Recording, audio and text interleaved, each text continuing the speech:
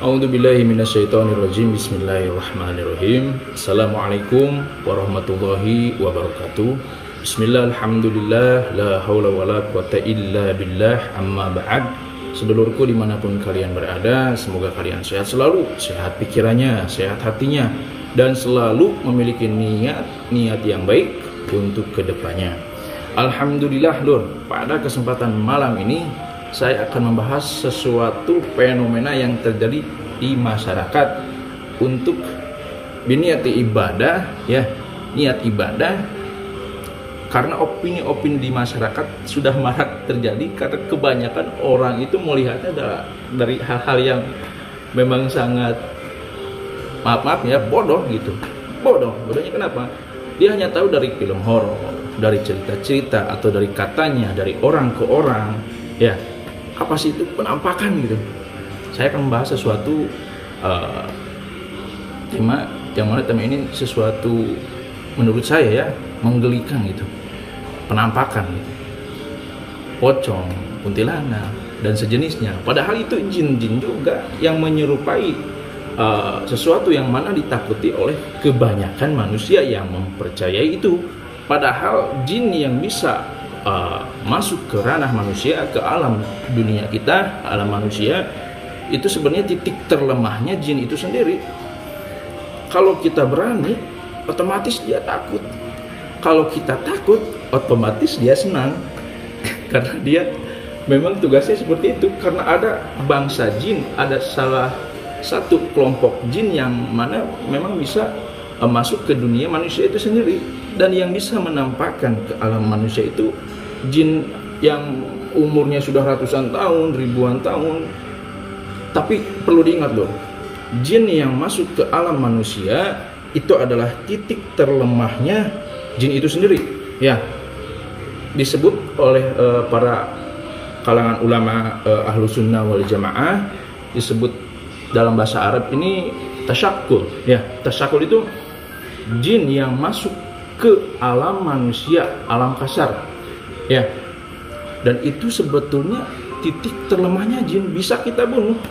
Kalau contoh nih, sedulur di motor, lagi di motor atau lagi di rumah sendirian, tiba-tiba jikalau ya gitu, kalau atau yang mungkin ada yang pernah mengalami kejadian melihat penampakan di rumah atau di mana gitu, ya bisa sharing lah cerita di kolom komentar, nanti bisa bertanya juga, insya Allah saya jawab. Dan bisa juga bertanya langsung ke Instagram saya yang baru, ya, lewat DM aja, japri ke saya langsung.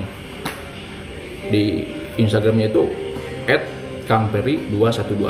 Ya, kita lanjut ke pembahasan. Jadi sebetulnya bisa dibunuh, apalagi menampakkan ke orang yang beriman. Allah sudah mempersenjatai kita sebetulnya. Salah satu senjatanya itu dalam surat Al-Baqarah, yaitu ayat kursi. Ya, dibaca jangan hanya dibaca, dihayati, dipahami, diimani, yakin bahwa kekuatan Allah itu luar biasa. Tidak ada kekuatan yang bisa melebihi kekuatannya Allah Subhanahu wa taala. Allah yang maha besar, Allah yang maha kuat, Allah yang maha segalanya, menciptakan alam jagat raya ini dengan beserta isi-isinya. Jadi jangan takut jikalau ada jin ya di rumah, di motor, dimanapun lah sedulur contohnya melihat atau pernah gitu. Dan sekiranya belum tahu, ya akan saya bahas opini masyarakat, pemikiran masyarakat yang sangat amat, maaf ya, bodoh gitu, menyimpang. Padahal jin yang datang ke alam manusia itu adalah sesuatu kelemahannya dia itu. Bisa kita bunuh dengan bacakan ayat-ayat atau masuk ke manusia yang memang sedang lemah pikirannya, lemah hatinya, lemah imannya. Ya bisa disebut kesurupan lah. Ada fenomena-fenomena seperti itu. Padahal sangat mudah gitu untuk menyembuhkannya. Apalagi penampakan. Baca aja surat itu. Salah satunya ayat kursi, dibaca. Karena dalam satu kisah, salah satunya Imam Mujahid, beliau berkata, jikalau kalian melihat atau menyaksikan langsung atau dihadiri dengan penampakan jin yang menampakkan ke hadapanmu, maka ambillah sesuatu barang yang ada di sekitarmu dan lemparkan. Bismillahirrahmanirrahim. Takut, hinakan. Jika ada penampakan, hinakan, jangan ditakuti. Makanya bersihkanlah pemikiran-pemikiran dari film horor, dari cerita-cerita horor dan lain sebagainya. Jadi memang ulama Ahlus Sunnah wal Jamaah sepakat bahwa dalam hadis pun banyak sekali gitu. Salah satunya hadis Bukhari, ya ini hadis sahih.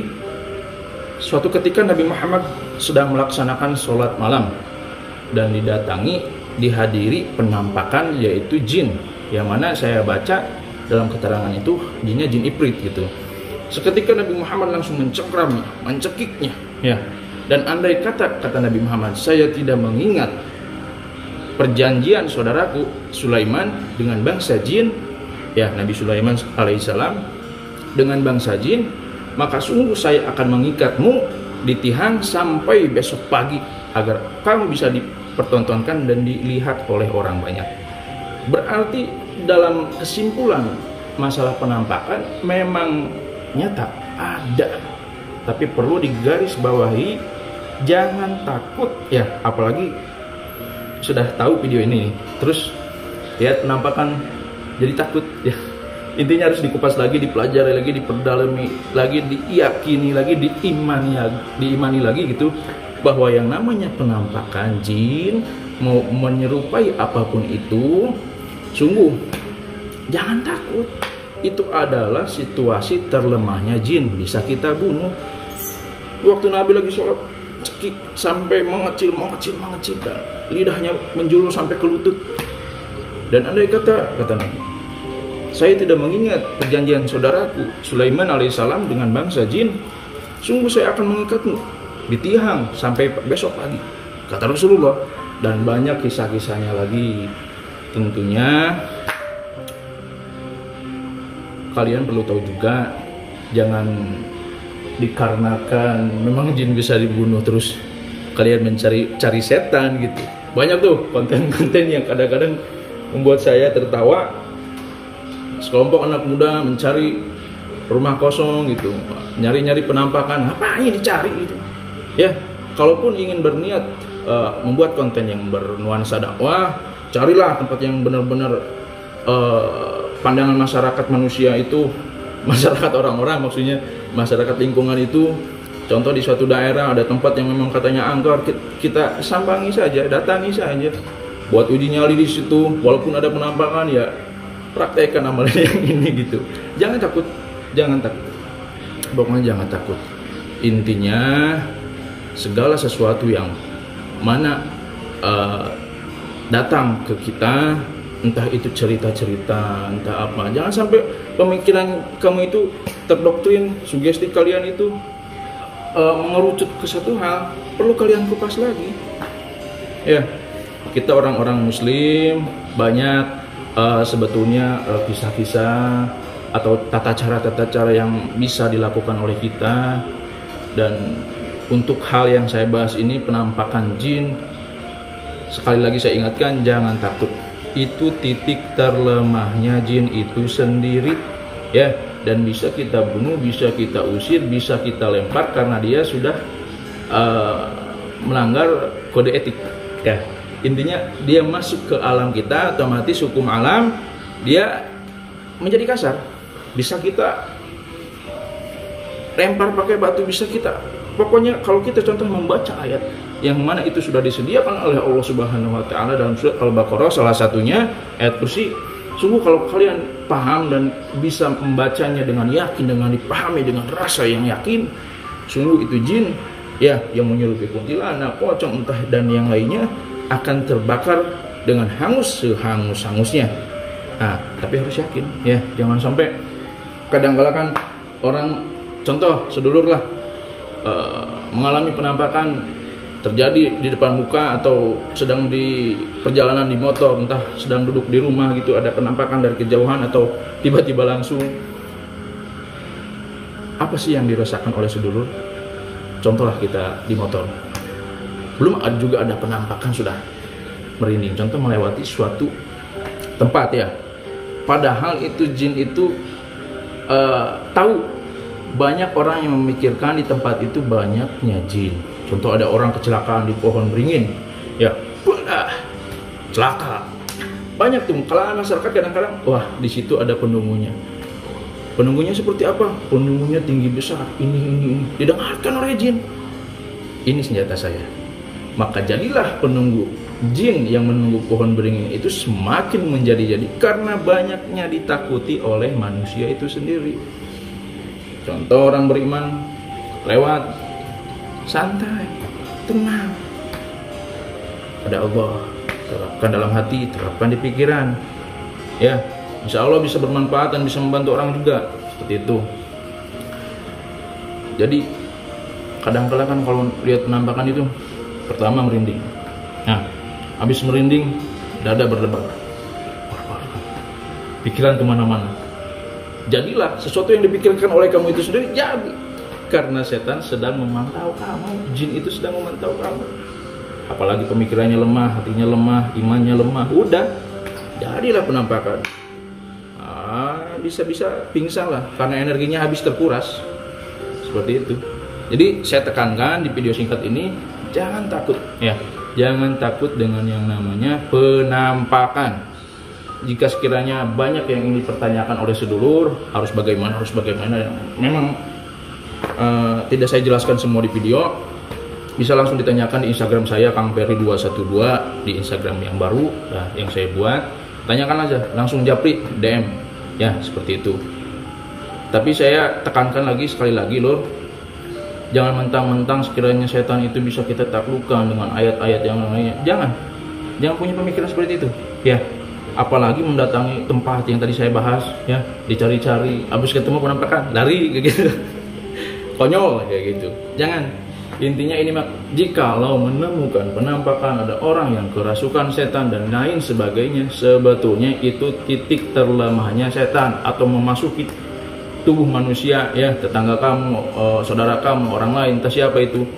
Nah, bacakan ayat-ayat itu sambil kamu bilang di telinganya, ancam jin itu, hinakan sehina-hinanya, baca ayat-ayat. Banyak kok. Salah satu yang saya sebutkan tadi dalam surat Al-Baqarah, ayat kursi, baca aja. Ada titik-titiknya juga.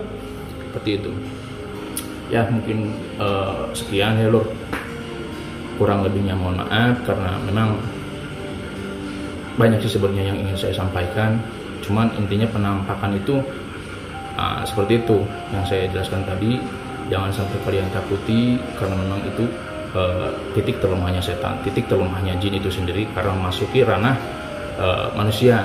Ibarat kata Jet Li atau Jackie Chan atau ahli bela diri ya, sehebat-hebatnya dia bela diri di daratan, kalau dia dilemparkan ke lautan suruh bertarung dengan ikan hiu, menurut sedulur kira-kira menang mana kayak gitu ya. Begitupun hukum alam. Nah, dari alam jin pindah ke alam manusia, dia itu sudah melanggar kode etik, titik terlemahnya dia bisa kita bunuh. Seperti itu ya lor. Intinya jangan takutlah, berbanyak sholawat, berbanyak istighfar, dan perbaiki sholat kayak gitu ya. Mungkin cukup sekian. Jika ingin ada yang dipertanyakan mengenai hal-hal seperti ini, karena susah untuk saya jelaskan semuanya karena takut terlalu panjang juga, saya hanya membuka peluang pintu. Nah, silakan yang mau bertanya tentang perkara penampakan dan Kang gimana sih cara melakukannya, Kang gimana sih ayat-ayat yang lain, Kang gimana sih tata caranya, insya Allah saya jawab. Japri aja ke Instagram saya atau di kolom komentar, silahkan bertanya atau mau berbagi kisah dalam menghadapi penampakan dan yang lain sebagainya, silahkan kalian ceritakan di kolom komentar. Insya Allah saya tanggapi satu persatu, insya Allah ya, karena takutnya terlalu banyak komentar kan nggak bisa juga kayak gitu. Cuman mungkin nanti kan bisa dibaca oleh orang banyak dan menjadi bermanfaat untuk orang banyak, kan bisa jadi amal jariah bagi kita juga. Mungkin hanya itu ya, yang mau bertanya silakan, mau japri silakan. Akhirul kalam, wabillahi taufiq wal hidayah. Wassalamualaikum warahmatullahi wabarakatuh. Salam seduluran ya, perbaiki sholat, perbanyak salawat dan diperkuat istighfarnya. Oke, salam seduluran.